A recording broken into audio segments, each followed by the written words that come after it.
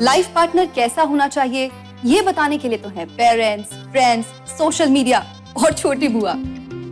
पर पार्टनर के साथ लाइफ कैसी होगी ये बताने के लिए कौन? वही जिसने मुझे समझाया कि मेरी मैरिड लाइफ तुम्हारे साथ ही परफेक्ट रहेगी, और जिसने मुझे बताया कि इस शादी से मुझे हर सुख मिलेगा।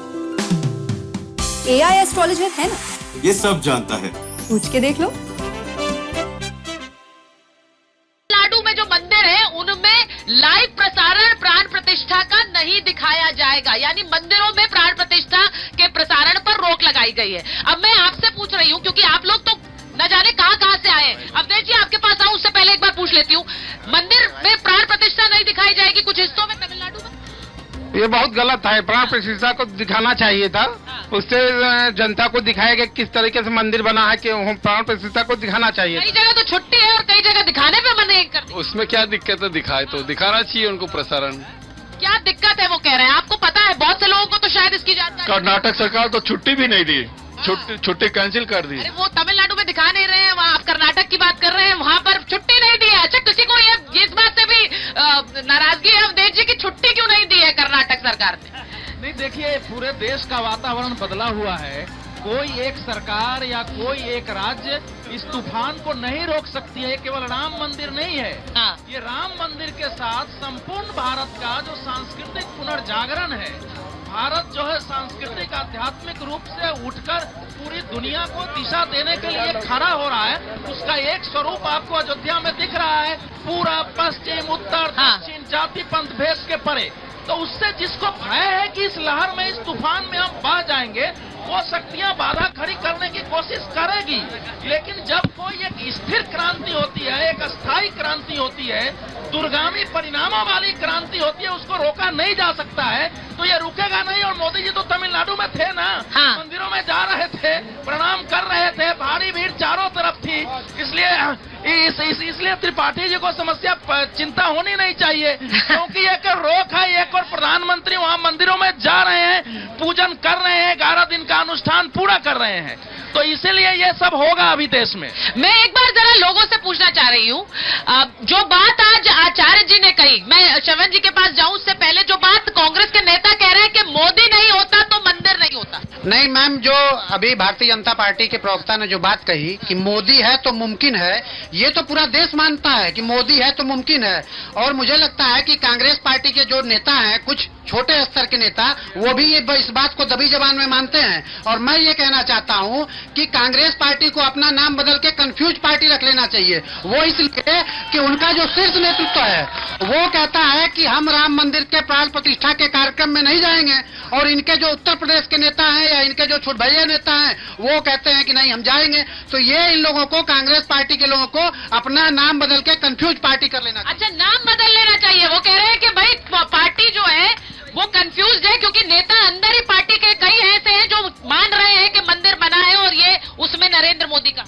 नरेंद्र मोदी मतलब परिवर्तन। जो बोले थे 300 हटेगा तो हटा, और विपक्ष पूछते हैं कि क्या बदलाव होता है 370 हटने से। तो मैं बता दूं, जीडीपी बढ़ता है। आप बोल रहे थे, बहुत दिन से पूछ रहे थे कि अयोध्या में 22 तारीख को मंदिर वही बनेगा, तारीख नहीं बताएंगे। पप्पू जी भी बहुत पूछ रहे थे, तो बता दूं 22 तारीख को ओपनिंग हो रहा है। और यहाँ पे भी आप आइए कुछ दिन बाद, देखिए अयोध्या को कितना बदल गया अयोध्या। तो यहीं पे राकेश जी प्रवक्ता रख सकते हैं आप पार्टी का इन्हें, वो जिस तरह से पूरा प्रचार कर रहे हैं, बता रहे हैं अयोध्या में क्या क्या बदला है। हालांकि मुझे लगता है अयोध्या वासी भी एक तरह के प्रवक्ता ही है, वही बेहतर बता सकते हैं कि अयोध्या बदली है कि नहीं बदली है, या फिर कुछ उसमें बदलाव है कि नहीं है। हाँ, मैं उज्जैन से महाकाल की नगरी से आया हूँ। अच्छा। आज अयोध्या में आके ऐसा लगता है कि सबसे ज्यादा विकास अगर दिखता है तो अयोध्या में दिखता है मोदी जी के शासन में।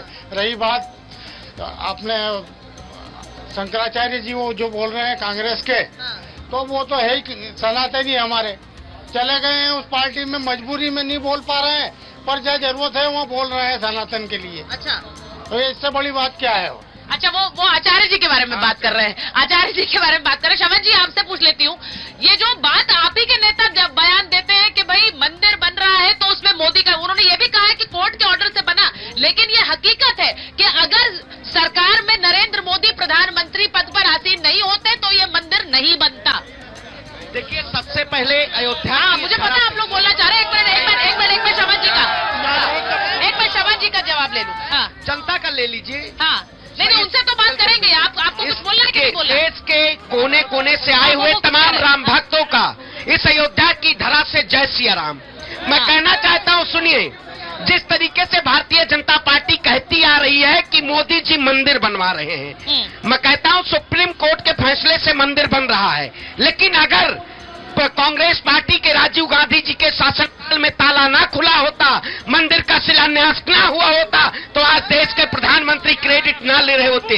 ये सिर्फ और सिर्फ क्रेडिट लेना जानते हैं, नाम बदलना जानते हैं। इन्होंने के हमेशा 70 साल से पूछते आए क्या किया क्या किया। इस 70 साल में इन्होंने सिर्फ और सिर्फ इस देश को बेरोजगारी करने का काम किया।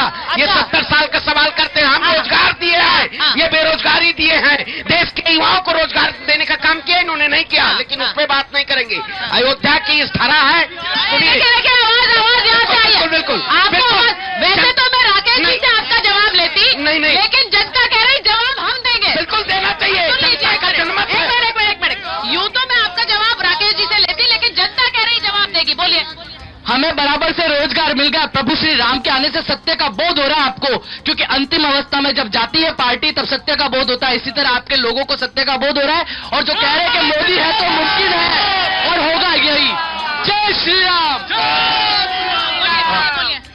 आज जो भी देश में घट रहा है ये प्रभु की लीला है, और प्रभु ने महाभारत में दुर्योधन को चेतावनी दी थी। उन्होंने कहा था, बांधने मुझे तू आया है, जंजीर बड़ी क्या लाया है। यदि मुझे बांधना चाहे मन, पहले तो बांध अनंत गगन। सूने को साध न सकता है, वह मुझे बांध कर सकता है। हित वचन नहीं तूने माना, मैत्री का मूल्य न पहचाना, तो ले मैं अब भी जाता हूँ, अंतिम संकल्प सुनाता हूँ। याचना नहीं अब रन होगा, जीवन जय जय की मरण होगा। रामोवतार देखा है, कल भगवान प्रभु श्री राम का रामोवतार है, अब हम कृष्णावतार के लिए लड़ेंगे। और भारतीय ठीक है, मैं एक बार जय भगवान जी के पास जा रही हूँ। भगवान गोयल जी आपसे पूछ रही हूँ, उन्होंने जो सवाल किया मुझे लगता है जवाब यहाँ से मिल गया। लेकिन सीधी बात है, आज जब प्रभु श्री राम का मंदिर बनकर वहाँ प्राण प्रतिष्ठा होगी तो ये पूछा जाएगा कि हर किसी के यहाँ पर अयोध्या के वासियों के होठों पर मोदी योगी नाम क्यों है? देखिए चित्रा जी कि जब 1949 में अयोध्या के राम मंदिर में रामलला प्रकट हुए थे, उस वक्त के पंडित जवाहरलाल नेहरू ने यहाँ के मुख्यमंत्री पंत जी को सख्त निर्देश दिया था कि वो प्रतिमाएं मूर्तियां हटाई जाएं। यहाँ के डीएम उस वक्त के नायर, उन्होंने स्पष्ट इनकार कर दिया था कि ये मूर्तियां मैं नहीं हटाऊंगा, भगवान प्रकट हुए हैं, अगर मैं हटाऊंगा तो दंगा होगा। जवाहरलाल नेहरू के कहने पे उस डीएम को सस्पेंड कर दिया गया था, जो आज ये ताला खोलने की बात कर रहे हैं। और तो और बार बार जब भी राम मंदिर के ऊपर बात आती है ये रोड़े टकाते हैं। और 19 में जब राम लला की सारी प्रतिक्रिया सुप्रीम कोर्ट में फाइनल थी तो कपिल सिब्बल को कांग्रेस ने वहां पर खड़ा करके पुरजोर विरोध किया, रोकने की कोशिश की कि किसी तरीके से ये कार्रवाई रुकनी चाहिए। और जब हमारे राम सेतु का प्रकरण आया था, उस वक्त तो राम जी के अस्तित्व पर भी प्रश्न चिन्ह खड़ा करके कांग्रेसियों ने सुप्रीम कोर्ट में एफिडेविट दिया था। आज हमारे मोदी जी 11 दिन का अनशन करके बड़े बड़े मंदिरों